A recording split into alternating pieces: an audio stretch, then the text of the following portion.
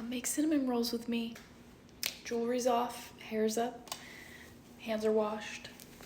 Put my apron on and we're gonna get started. These are all of my ingredients: fast rising yeast, heavy whipping cream, butter, of course, more butter, almond milk or whatever milk you want to use, cinnamon, salt.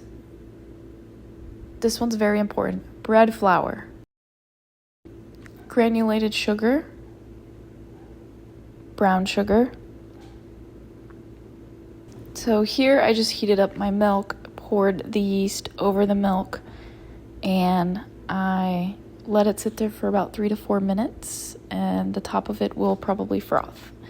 Then I take my butter and 2 eggs and some sugar, and I'm gonna heat up the butter. I'm gonna melt the butter, and I'm gonna put that all in the pot with the yeast once it's frothed.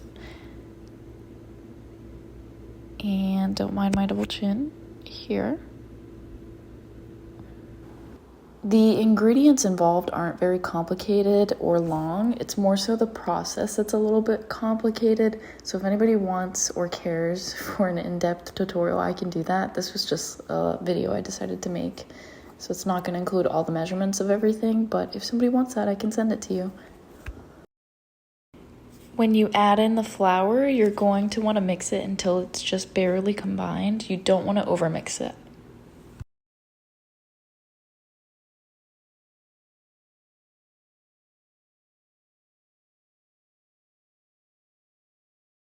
Here I'm adding in my salt without trying to overfill it, checking that I'm adding the right amount of salt in.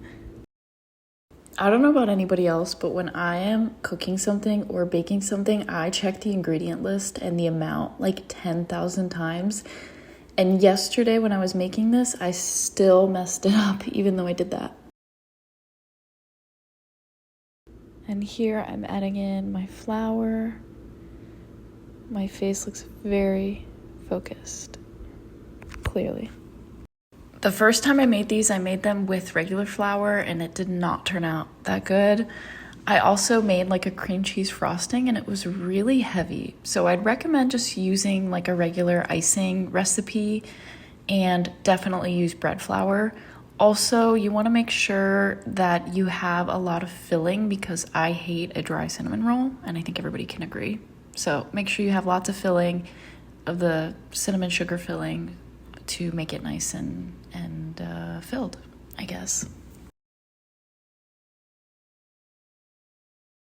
At the end here, I just saved a half a cup of flour and put it to the side in case I need it for later. I need to add more. You're gonna loosely mix it up and let it sit for 5 minutes.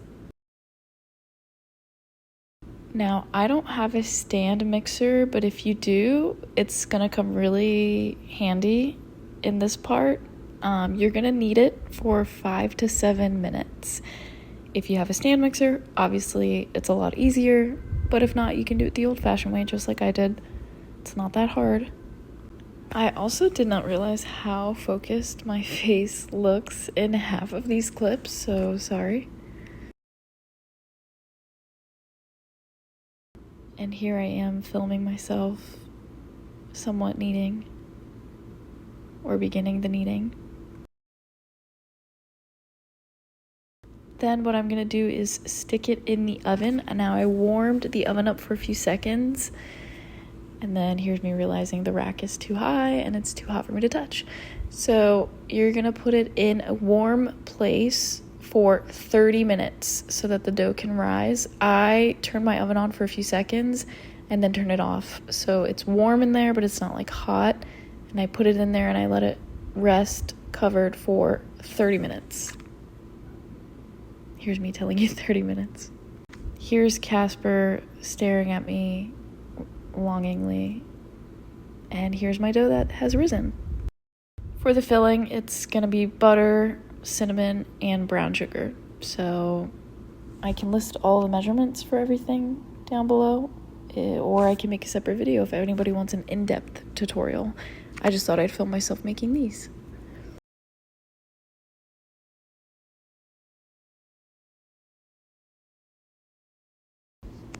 This is what it looks like. Here's me mixing it up. I maybe melted my butter a little too much. Don't make it so liquidy because it's going to be really hard to spread and it will make a mess. So now I'm just putting it on there and spreading it all around. If you have a rolling pin, you'll want to roll the dough out. I don't, so I just use my hands and pour the filling in. Here I realized that the filling was going to spill over, and that's fine too. It'll make a mess. I rolled them up, obviously cut them like that, and then I put some cream over them before I put them in the oven, some heavy whipping cream. Here's Alex helping me by cleaning the dishes. This is how they came out. They were delicious. I tried one, obviously, but these were out for Alex's coworker, and they do rise a lot, so just fair warning, in the oven they do rise. But yeah, that's all.